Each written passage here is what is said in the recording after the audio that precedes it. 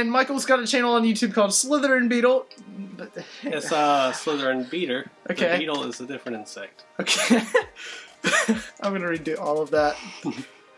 I'm gonna So if you have not seen Fantastic Beasts and where to find them, you probably should watch it before watching this video, just because, I don't know, I guess we're gonna be talking spoilers. If you've seen this video before, you know what's gonna happen, but I don't, since we're talking about it now, so just please watch the movie. I'm not a big Harry Potter fan, and I really loved it. Michael's a big Harry Potter fan, and he loved it. Oh yeah, right? Absolutely. So, I mean, if you haven't seen the movie, definitely check it out. It's well worth your time, and then come back and watch this video. I can't stress that enough.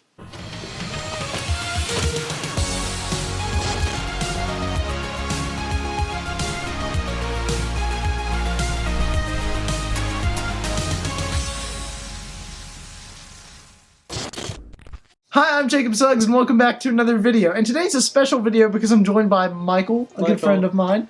And Michael has a YouTube channel, I'm going to hopefully say this right, SlytherinBeater. That's right. And you want to explain what you do real fast? Yep, so I do gaming channel. I just record gameplay with friends. Jacob's been on there a few times as well. I have. So we just record whatever we play, put the funny moments in there, the failures in there, things like that. Whatever we can do to entertain you, the people. That's it. That's pretty cool. And it's weird because the majority of other collabs on this channel have been me talking from people who live in like Germany or in other states, but Michael lives just down the road from me. Right down the road. I've known you for a while. Yeah. So Michael just drove down over here, and you're actually the second person ever to be here in person on the Frame by Frame channel. Now, I'm personally not that big of a Harry Potter fan. I mean, I've seen all the movies. I haven't read any of the books. I know that's like blasphemy for Harry Potter fans. Yeah, we call that a mudblood. Oh, that's an insult. That being said, though, Michael is a really big Harry Potter fan, and I haven't done, so I haven't done a video about Harry Potter, anything like magical or mystical on this channel yet, so I was like, yeah, I'm gonna do it, but I should probably have Michael to back me up, because I'm probably gonna screw up one thing or the other, so... No. Yeah, well, probably just a little bit. We'll see. So, Fantastic Beasts and Where to Find Them was actually a kind of like a dictionary in the Harry Potter world. It was a school book that they used in their classes, and somehow the woman did it. The Queen, J.K. Rowling, made another film that actually just blew me out the water. That she did. So yeah, they just took the book. Which was just, it was a short library book that she actually did for charity, and then they made that into a movie, so they're actually getting 4 more, so it's going to be a 5-part series, and it's pretty exciting. That it is. I want to talk about why I actually really liked it, and I figured that you would like that too, so that's really what we're going to be going into today and just talking about. So when it comes to other prequels, when it comes to like big movie franchises, we saw that with Star Wars, we saw that with The Hobbit more recently, they're fine to really bad, and that's mainly because they focus on introducing so much new stuff that they forget about like what made the old franchise so great.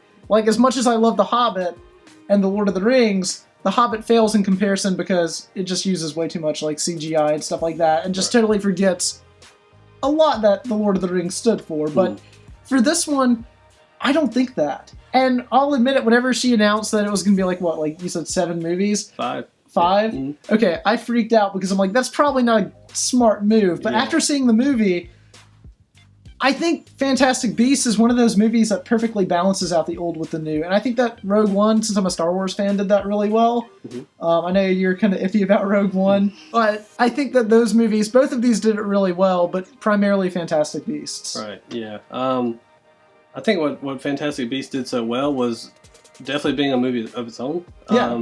Because Harry Potter, the 7 books, she got 8 movies out of them, and now this one being just something that's completely almost irrelevant to the story, but somehow they make it work, they tie it in. Honestly, though, I think that the best thing that this movie did was that this world feels familiar. Like, we definitely know this is the wizarding world that we're used to, but at the same time, it feels different because we've seen different areas of this world. Like, this one takes place in America rather than in...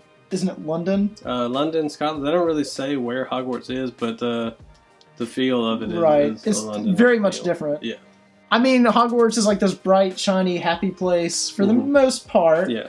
but then you get to not London, you get to the United States, and the majority of the film that isn't magic based, it's actually for me like very dreary and dark. Right. But I didn't mind that in this movie. I'm all against kind of dark and gritty for the most part, but here I actually think that it worked. But I also think that another good thing that you and I have talked about this before, the characters in Fantastic Beasts, they're not like solely reliant on your knowledge of Harry Potter to like these characters. Like in Star Wars, Anakin Skywalker we're supposed to like because Luke Skywalker, but none of these characters feel like that in this movie, and I feel like that's what really made it work. Right, yeah, and you, even in Fantastic Beasts, you kind of feel bad for the villain. Like the villain is just this poor little boy with a terrible bowl cut, and like you want to love him, but he's evil, you know? Yeah. So it's really a torn heart on that one. And I think that even with characters like, I think his name was Jacob, right? Yep. He's probably my favorite character in the entire movie. And I mean, like, he's not in any of the Harry Potter stuff whatsoever. I don't know if he's in the book or not. Not a single bit. So he's an original character. Yeah, he's brand new. He's really the only Muggle that they focus on besides the Dursleys. And see, that's what I think is great about it, because one, he doesn't use magic whatsoever. Yeah. And we really haven't super seen that, but here it's like one of the primary focuses, which I think is really, really cool. And I don't know, I just felt like his character brought something different and exciting to this franchise that we really haven't seen before. Yeah, it was definitely a unique character, very, very comical. He really like helped hit points, and he was really just perfect tag team for Eddie Redmayne and Newt in there. And I'm going to be doing a video about Rogue One soon, but it kind of reminds me of what I'm going to be talking about in that video, is that we care for the characters when something happens to them. These aren't just like characters that, oh, you need to know Harry Potter to know these characters. They're characters that we actually care about by the end of the film, because at the end of the movie, Jacob forgets everything. Yeah. And he bases the bread and stuff in his bakery based on the monsters that he kind of remembers, which I thought was really clever. Yeah, it was really neat. And then even the girl coming back in the end too, kind of like sparked that. So yeah, and so we care for what happens to him, and I just feel like that was really important, because it shows that one movie can make you care so much for a character. Because I almost cried in that scene in the movie. I'm not gonna lie. Yeah, it was tough. It was tough. If you take a look at the Beast, even in the books, and not so much in the movies, they talk about the Niffler. And then you finally get introduced to this cute little platypus-looking Niffler, who you just kind of fall in love with as well. He's a really great comical character, like going in the bank and stealing the stuff, and then like the whole part with the cops, and the cops bust them and they're wearing the jewelry. Then you just get all these different characters and beasts that you're looking forward to. So like, even me, after the movie, I went home and like tried to shop for all these different things that I could find. Yeah.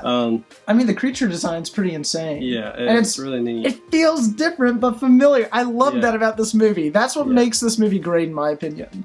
Yeah. It's just like the creatures, they totally fit into this world, but they stand out because they're so like, the design is so clever. Yeah. You know. And I really don't know how they came up with it. So it's like, there's some folklore behind it somewhere that J.K. Rowling gets these ideas. Yeah. But then they're her own twist to them as well.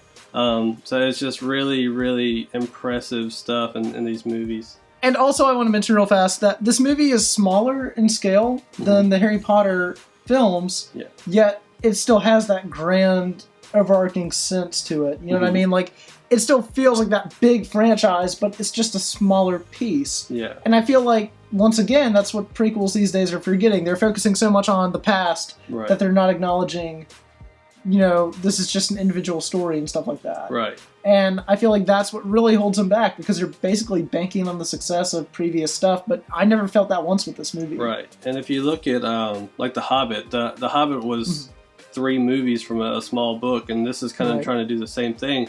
But with Fantastic Beasts, it's a great standalone movie. Like, if they didn't go forward, it's still just a great movie.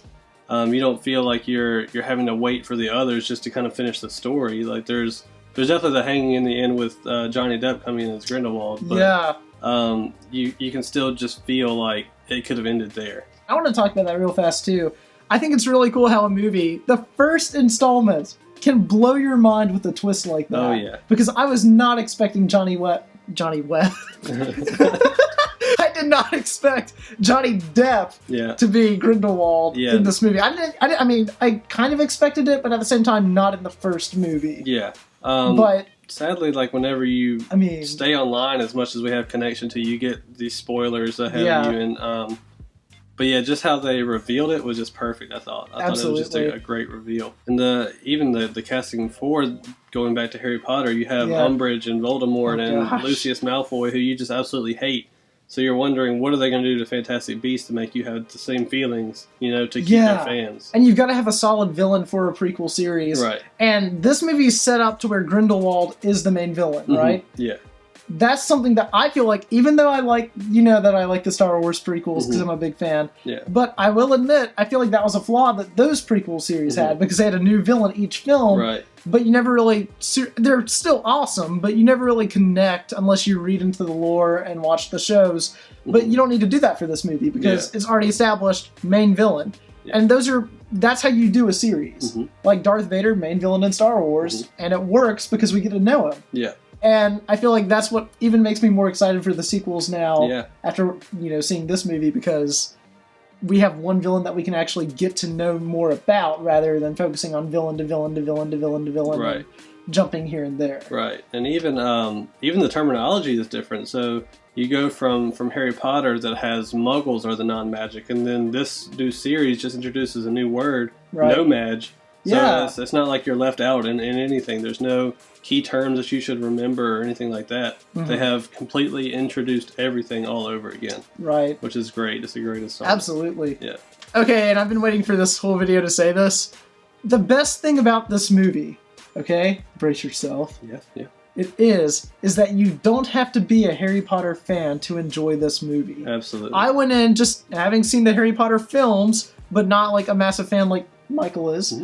And I still really enjoyed the movie. It was still really good because I cared about everything that was going on, and it was just really entertaining. But, I mean, still, if you're a big Harry Potter fan, you're going to catch up on those little connections. Right. Yeah, you have, they throw Dumbledore's name in there. They throw, Grindelwald was from the old books, too. He was a big friend of Dumbledore's. They were even best friends for a long time. They come up with the whole saying, for the greater good.